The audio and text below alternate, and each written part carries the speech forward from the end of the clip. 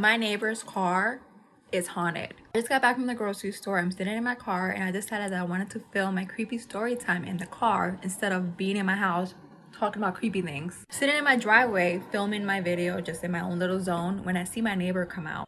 Mind you, my neighbors have never spoken to me from day one. The first day I moved in here, I ran into them outside and I went to say hello and they completely blew me off. Ever since then, I just don't interact with them. So I'm sitting out in my car and I see the husband coming out. He goes into his car a few times and he finally goes back into his house. He seems kind of annoyed that I'm in my car since our driveways are right next to each other. He finally just gives up going into his car and goes back into his house. So I'm sitting there, again, still filming my video.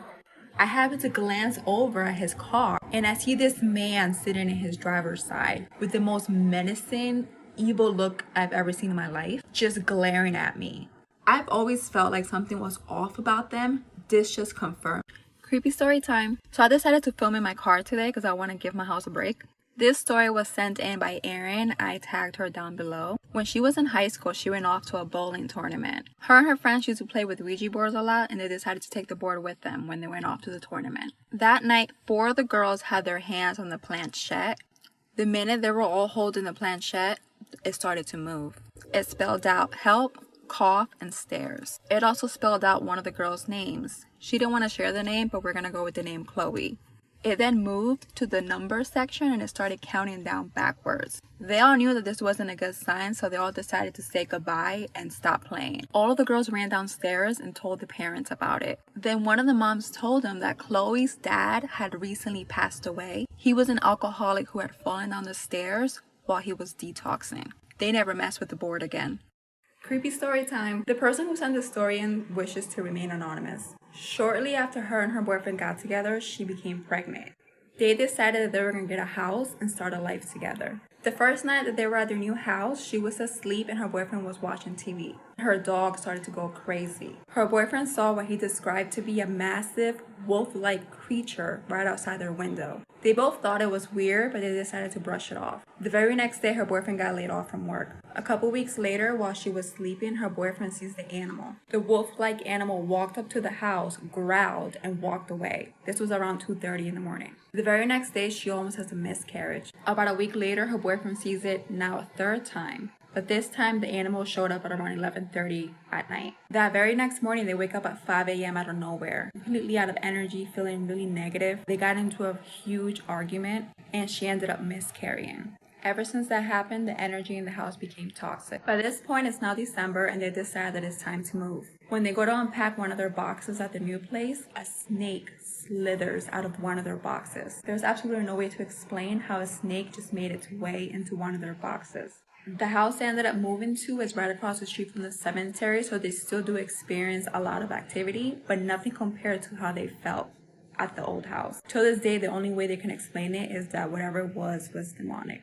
Ever since they moved out of that house, all the negative energy and all the toxicity that was going on in their environment completely went away. She said it felt like she was living in a negative bubble that just wanted to consume them both and break them up. It even affected the relationship that she had with other people around her. Whatever was in that house or is still in that house is so strong that they won't even visit the restaurant that they normally would go to because it's too close to the house. And even being that close to the house has an effect on them.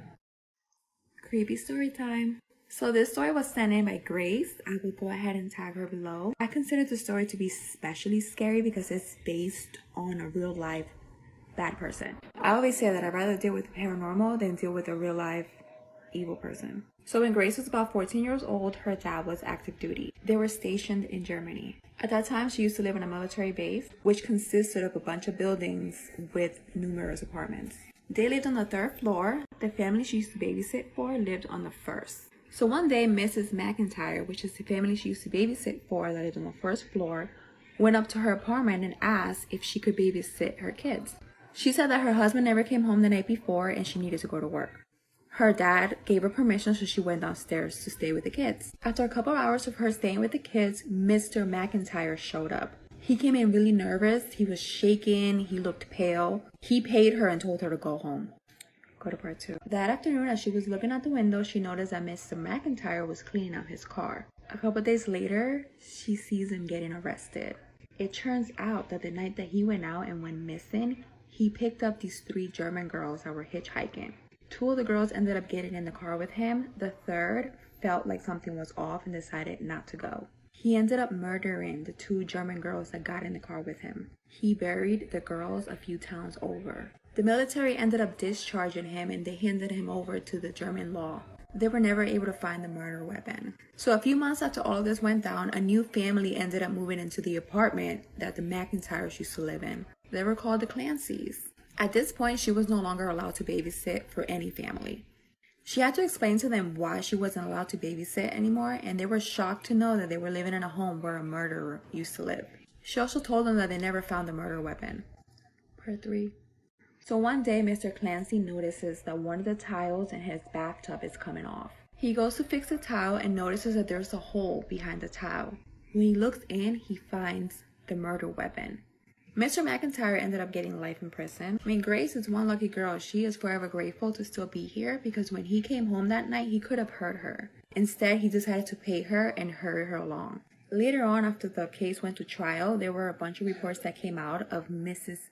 McIntyre stating that she had been very heavily abused by Mr. McIntyre. That he would beat her constantly, burn her with cigarettes, and do a bunch of unspeakable acts. She stated that she was actually relieved when her husband got arrested because she would no longer have to endure all of the abuse.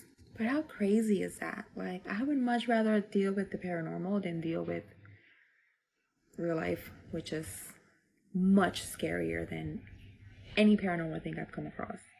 Creepy story time. So this one is short and sweet, but it is creepy. The person who said in this story wishes to remain anonymous. So one night her brother and his friends were playing with the Ouija board. A spirit actually came through, but the spirit wasn't being very forthcoming with any type of information. Until they asked for the spirit's name. And the spirit spelled out N-A-T-A-S.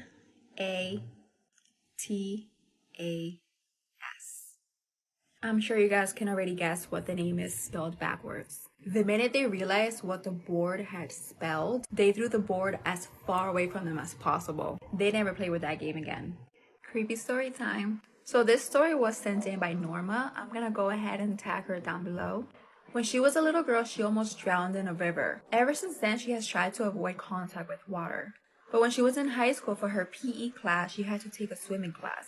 They wanted her to learn how to swim. She was sent to the deepest pool to take her swimming test. She ended up just throwing herself right on in and started to drown. Her teacher was distracted talking to another teacher, so she didn't even realize what was going on. She's trying to swim back up, but can't. At this point, she starts to feel like she's getting ready to pass out, so she closes her eyes. The minute she closes her eyes, she sees herself in this white hallway. Then she sees this video of her entire life playing really fast.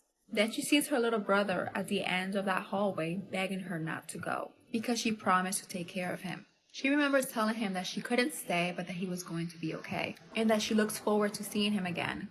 Go to part 2. She then starts to ask God if he can please let her stay so she can help her mom take care of her little brother.